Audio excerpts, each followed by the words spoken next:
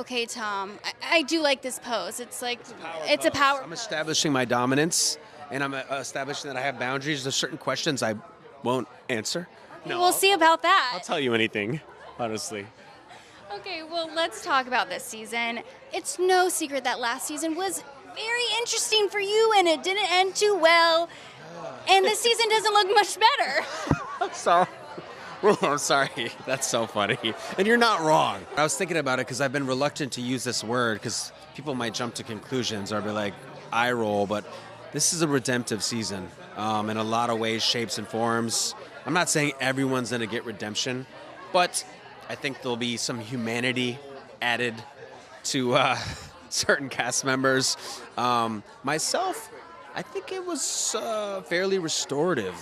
You know what I mean? I was spiraling for a few years, like I've never done in my entire life. And thinking back, reflecting on the past like 2 years, I'm not terribly proud of the way I navigated adversity.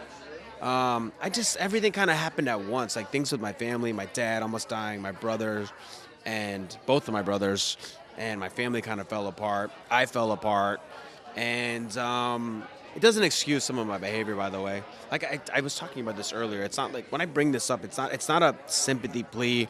I'm not trying to deflect, responsibility, but it's just to give like a little insight into my mind. I just had never experienced so much family trauma at once, and it was.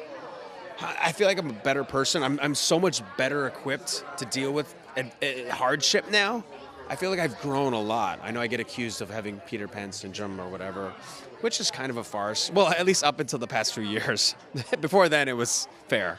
But I feel like I've grown up a lot, for better or for worse. But I'm still youthful at heart. You know, I still have that childlike wonder, but with a little more wisdom and a lot more humility. I mean, honestly, I have too much humility. I need more moxie, verve. I mean, at the end of the day, you are human, but I do want to talk about Thank the. you I think for saying that. in the trailer, we see that there might be a little love triangle going on with your ex-wife, Tom. Oh, wait. Yeah, the power pose. I'm still not even sure that actually happened. It's so bizarre. It did happen.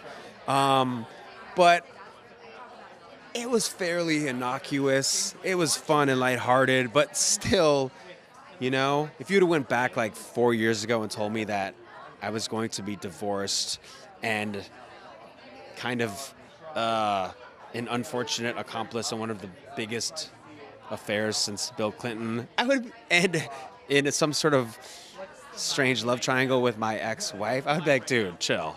What kind of drugs are you on? And I don't want any of what you're taking. I'll not have what you're having.